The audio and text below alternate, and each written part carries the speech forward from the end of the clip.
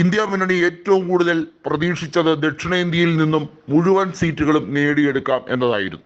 വാസ്തവത്തിൽ കേരളത്തിലും തമിഴ്നാട്ടിലും വലിയ രീതിയിൽ തന്നെ അവരുടെ അനുമാനങ്ങൾ തെറ്റിയിട്ടില്ല.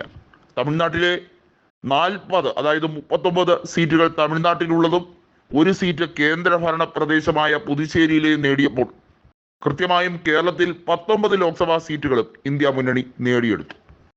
എന്നാൽ കർണാടകയിലെ അതുപോലെ തന്നെ തെലങ്കാനയിലെ മാറ്റങ്ങളാണ് BJPക്ക് ഹൈപ്പ് നൽകിയത്.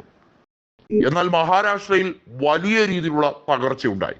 അതായത് മധ്യ ഇന്ത്യയിൽ മഹാരാഷ്ട്രയിൽ ഏറ്റവും കൂടുതൽ ലോക്സഭാ സീറ്റുകൾ ഉള്ളത് UPയിലും അതുപോലെ മഹാരാഷ്ട്രയിലുമാണ്. UPയിലെ 80 ലോക്സഭാ സീറ്റുകൾ കഴിഞ്ഞാൽ മഹാരാഷ്ട്രയിലാണ് ഏറ്റവും കൂടുതലുള്ളത് 48 ലോക്സഭാ സീറ്റുകൾ.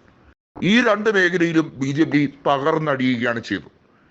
ഈ രണ്ട് പ്രദേശങ്ങളിൽ നിന്നും മാത്രം BJPക്ക് ആകെ ലഭിച്ചത് 42 ലോക്സഭാ സീറ്റുകളാണ്.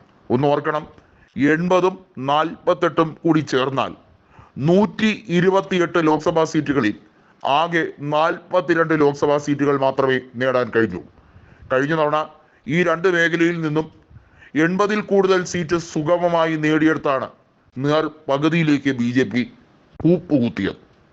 ഇതിനുശേഷം ഇന്ത്യ മുന്നണി കൃത്യമായി ചില അന്വേഷണം നടത്തിയിരുന്നു. ആ അന്വേഷണത്തിൽ തെളിഞ്ഞ ഒരു കാര്യമുണ്ട്.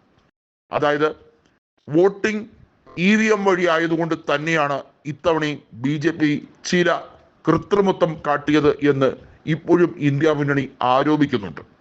അത് സമാജ്വാദി പാർട്ടി നേതാവായ അഖിലേഷ് യാദവും ഉറപ്പിച്ച് പാർലമെന്റിൽ പറഞ്ഞതാണ്.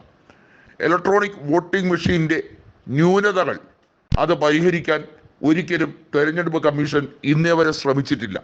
അത് പ്രതിപക്ഷം പരാതിയുടെ രൂപത്തിൽ നിരവധിയായ തവണ കൊടുത്തിട്ടുള്ളതാണ്.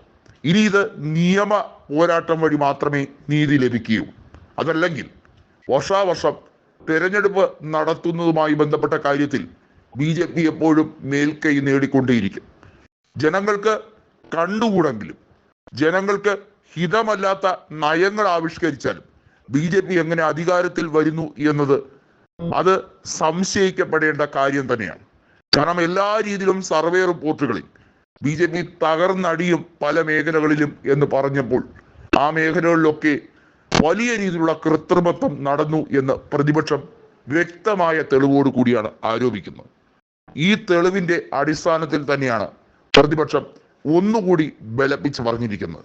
വൈകാതെ തന്നെ ഒരു രാജ്യം ഒരു തെരഞ്ഞെടുപ്പ് എന്ന രീതിയിലേക്ക് നരേന്ദ്രമോദി അദ്ദേഹത്തിന്റെ ഗിമിക്സ് ഇവിടെ നടപ്പിലാക്കാൻ ശ്രമിക്കുന്നതിനെ ഇന്ത്യ മുന്നണി പല്ലും നഖവും ഉപയോഗിച്ച് അതുകൊണ്ട് തന്നെയാണ് എതിർത്തത്.